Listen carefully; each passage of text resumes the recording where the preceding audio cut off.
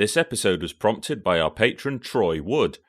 If you'd like to support our research, contribute ideas, see clips and early videos, get your name in the credits, and join our live streams, then check out the link in the description on how to join our Patreon. The word Dardis is not a typo. The term has been used occasionally over the years to refer to the Dalek Time Machines which appeared in the 1960s serials The Chase and The Daleks' Master Plan.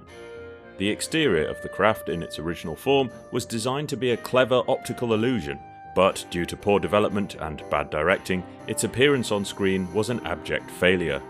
The interior set design in The Chase had a surprising logic behind it, and it was created with ambitious technical requirements. However, its execution in studio was plagued with problems in the broadcast version. At face value, the Dardis in The Chase was devised to generate drama through the pursuit element of the plot. However, the real reason for its creation was because Terry Nation had a far greater problem to tackle. So join us as we unravel the production problems with the villain's time machine and delve into the disaster of the Daleks' Dardis.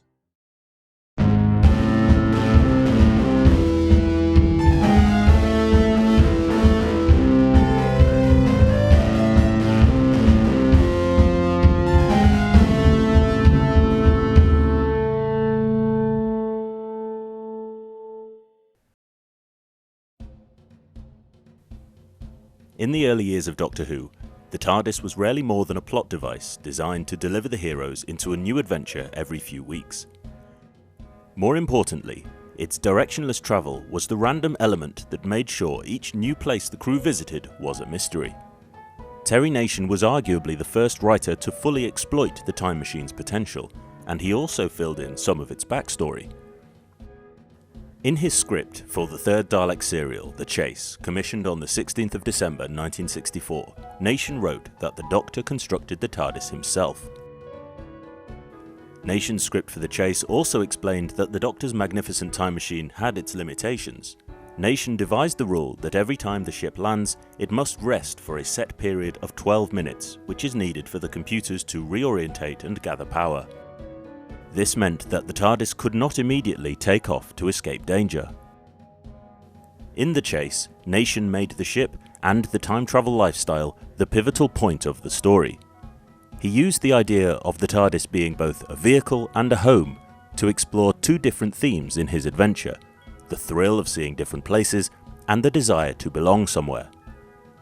The story opens with the TARDIS crew showing how they live relatively normal lives when they're not having adventures. Nation describes it as almost suburban domesticity, and this portrays the idea that Ian and Barbara have had to make their own version of a home life, even in the futuristic alien machine in which they live. The themes of both travel and stability are merged in a scene added later during a rewrite by story editor Dennis Spooner, which was edited out of the broadcast version. Barbara enjoys the prospect of tanning under the twin suns, but the Doctor focuses on the negative of getting sunburnt twice as quickly. It seems he's always looking for danger because of his lifestyle. Barbara asks him how many years he's been time travelling. He avoids the question. She tells him about a time she tried to go on holiday to Cornwall and ended up in Ireland with a troupe of performing seals. The Doctor reflects on the fact that it might be time to fix the TARDIS and take her home. And this is the key point which is foreshadowing what's to come. Very shortly, Ian and Barbara will indeed decide it's time to go home, but without a properly working TARDIS, they take another opportunity which will present itself. Thanks to the handy space-time visualizer surveillance device covered in our previous episode, Barbara makes the dramatic discovery which will drive the main part of the story and provide the bookend that concludes the subplot concerning Ian and Barbara's desire to have a home. The Daleks now have a time machine of their own. Naturally, their application for such a machine is not to help people or enjoy the sights of history, but to seek and destroy their enemies. A pursuit through time is initiated, which will focus the adventure on two rival time machines. Nation describes its appearance as having the look of a complex space capsule with a Dalek-type doorway. The most well-known real-life space capsule of the time would have been from NASA's Mercury project, so we have a clue of what Nation had in mind. The only other information that the script tells us about the Dalek Time Machine is that it vanishes in the manner of the TARDIS. It has no special name in Nation's version. The rehearsal script, typed up by story editor Dennis Spooner, reworks some of Nation's dialogue and a little of the structure, but generally the chase reaches broadcast the way that Nation wrote it. It's during Spooner's rewrites that he adds into the stage directions the word Dardis in relation to the Dalek's time ship. This term is then adopted in the camera instructions added by director Richard Martin. However, it is never added into the dialogue. The time ship was ultimately designed around the shape of a Dalek. It was conceived to have a visual trick to it, like a hall of mirrors, so it wasn't entirely clear how it was to be entered.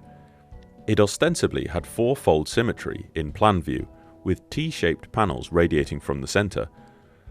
Two of the sections hinged to allow the Daleks to pass behind the other two static upright panels. Each panel was given an approximation of the famous Dalek doorway shape, done in reflective paint. And there was a more narrow version on each of the returns to try to create the illusion of multiple doorways. The primary door needed a jamb to limit the swing of its opening, so an extension was added to the left-hand return to act as a doorstop. A discrete handle was added to the main door, in case stagehands needed something to grasp, although its opening and closing was done remotely using fishing line, which can be seen here. Unfortunately, the main door flexed when it closed, and the friction with the floor meant it didn't fully shut, showing the set behind it and revealing the two-dimensional nature of the structure, ruining the illusion that was intended. To allow the Daleks to trundle out of sight around the back of the unit, a second panel was hinged on the left side, and this was opened and closed by a stagehand, whose leg can be seen here. In order to make entry and exit as smooth as possible for the Dalek operators, the time machine has no floor to its structure. However, when a visual effects shot had to be created of the craft in space, a photograph was taken of the prop in studio during episode 1, and a section of the floor was incorporated into the outline to create the idea that it was a coherent shape, rather than a dozen bits of wood hastily banged together. The fact that the Dardis is not really an enclosed box becomes a problem later, and visual trickery had to be used to hide its shortcomings. Something to note in this first scene is the number of Daleks supposedly in play throughout the serial. 6 enter the time machine, and we can speculate there's a small crew already inside, so bear that in mind for later. The next time the exterior is seen is in episode 3 at the top of the Empire State Building. When it arrives, the main door is already fully opened in order to hide the Dalek from the camera. Unfortunately, the door doesn't fully reach the jamb, allowing the waiting prop inside to be glimpsed. Since the main panel is swung open, from the angle at which Peter Purvis is standing, he can see straight into the time machine, and here he would be looking directly at the Dalek, which is waiting for its cue. A moment later, he then has to pretend that a door has opened and react as if the Dalek has just been revealed to him. Acting. To simplify the scenes on the Mary Celeste, the Dardis is not featured, and it next crops up in the House of Horrors. If you've ever wondered why this whole Gothic sequence has a rather confused sense to it, there is a fascinating origin to this section of the story, which we'll come to shortly. This time, the main door of the Dalek Time Machine starts in its closed position, held there by the second Dalek hiding around the back. But once the Dalek prop moves forward, there's nothing to stop the door swinging open, once again revealing the strangely flat nature of the setup. The next time we see the craft, there is a Dalek prop hiding inside it, and it then moves into position to wait for its cue to surround Vicky. As the Daleks flee, the first one to enter the Dardis jams in the doorway and stops dead. When we see their time machine in the jungle of Mechanus, we are presented with the back, which was never meant to be seen. The return on this side has no arch painted on it, and the immobile upright panel here can be seen fixed to the central pillar with a metal brace. The flat surface to the right of picture is the second doorway swung fully open. In the scene where Ian carries Vicky, we're not supposed to be able to see the Dardis in the background. The interior of the Dalek Time Machine, which is first seen in episode 3, is only described vaguely by Nation. He first outlines an instrument panel with a blip of light to denote their tracking of the TARDIS. The set as constructed is full of interest from a production point of view. Just as the Doctor's time machine has a hexagonal central console with a transparent column, so too does the Daleks'. Just like the TARDIS column, there are rotating components inside and controls around the outer edge, designed for the time travellers to operate. It's a wonderful piece of parallel design. The lines in the central column were intended to be a three-dimensional grid through space and time, and the central unit itself was described as the space-time tracker and controls.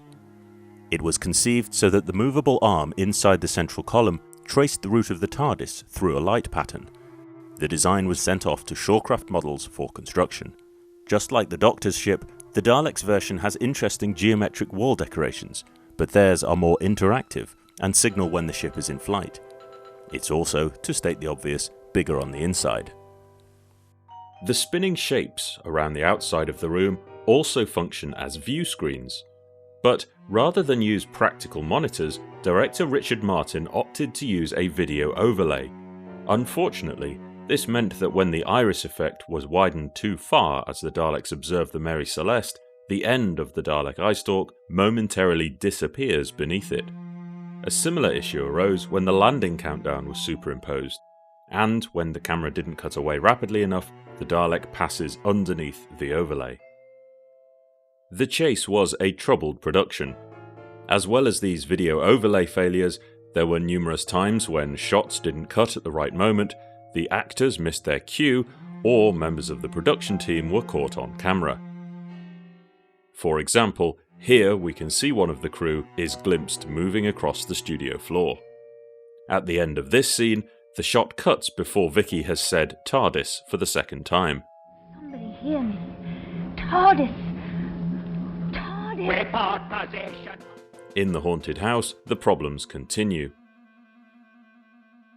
Maureen O'Brien delivers her line early while the camera is still on Frankenstein's monster, and she has to repeat it a moment later. What's that in aid of? Most famously, the camera cuts too early to Vicky here, leaving her frozen for a moment before trying to escape. Aside from the technical issues, there's also a sense of haste in the rewriting performed by Dennis Spooner. In the TV version, the TARDIS lands in a haunted house attraction which is closed, but its robotic fantasy creatures such as Dracula and Frankenstein's monster remain active. But in Nation's original draft, the Daleks identified the TARDIS landing zone as Transylvania, and the Gothic castle is not man-made fakery. The flapping bats, revolving wall, the skeleton jump scare and the arrival of Dracula himself remained as written, but as Nation wrote it, the Count then goes on to talk to his guests properly, kissing Vicky on the hand and creeping on Barbara. In Nation's original draft, Ian and the Doctor meet Baron Frankenstein, with whom they have a very cordial conversation about his work. Whilst it's Barbara and Vicky who find the laboratory and Frankenstein's monster dead on the bench. The group all meet up in the lab when a Dalek storms in, and the energy from its weapons fire is what brings Frankenstein's monster to life. The more the Daleks fire energy at the creature, the more he absorbs and the stronger he becomes as he attacks the Daleks. Nation's explanation for this world of fictional characters is that they have been willed into existence by the power of human imagination.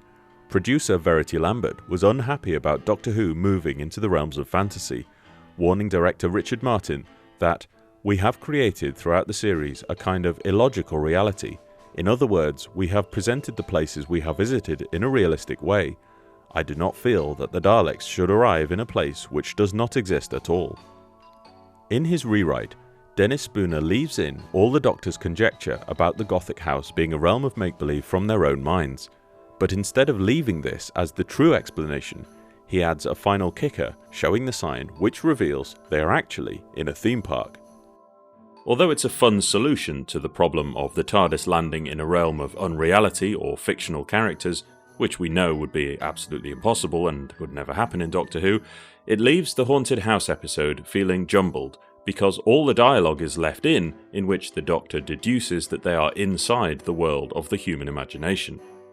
Nation had hit upon a powerful and surreal concept, but the series wasn't quite ready for it, leaving us with a more mundane explanation, and an extremely confusing sign to boot. But As we've spent so much time exploring all the ways in which the chase, and in particular the Dardis, was a failure, let's end on a positive note, because there's some very tidy plotting by Nation which is usually overlooked.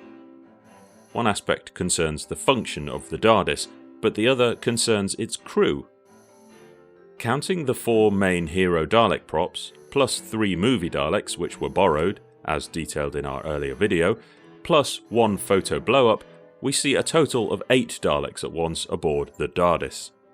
And we'll just have to suspend our disbelief and pretend they all look identical on screen. This means that there was a crew of 2 already inside who brought the time machine to the control room in episode 1, and then we saw a squad of 6 enter. Then in retrospect, you realise something quite neat has happened if you count off the string of victories by the Doctor and his friends. We saw 1 Dalek trapped on Iridius, a 2nd fell in the sea, a 3rd wrecked by Frankenstein's monster in the lab, a 4th lifted up and smashed, and a 5th blown up by the Doctor's device. It therefore goes almost unnoticed that from the modest task force established early on, Nation then whittles their numbers down through various ingenious methods of destruction until there's only a few left. With those 5 Dalek deaths throughout the adventure, this leaves us with a tally of 3, which is actually the number of props used for the filming of the final battle with the mechanoids. The chaotic montage of imagery is perhaps intended to suggest a larger force, but if we started with 8, then only 3 Dalek executioners remain, and, as it happens, we actually only see 3 Daleks explode amidst the carnage. So, when Ian checks inside the time machine to see if it's safe, there are no foes remaining. The story's themes of finding normality, contrasted with the drama of travelling, come full circle as Ian and Barbara are able to use the Daleks' own time machine to get themselves home and live the domestic life they've realised they craved. Terry Nation may have used the Dardis to create a chase through time and 6 episodes of thrilling adventure, but the real conundrum that he used it to solve was how to get these 2 companions home when the Doctor's own time machine didn't work properly. At this point in the show's history, where the Doctor's TARDIS had been the only time machine ever constructed, it was a perfect piece of symmetry that the Doctor's arch-nemesis would be the only race capable of creating a rival machine. Once the Dardis is on Earth, it has fulfilled its function in the plot, and the craft is destroyed. But that's not the end of the Dardis story. And when it returns, it will once again perform a key function, not just within the plot next time, but in saving the sanity of the Doctor Who production office. But to tell that story, we will need more time.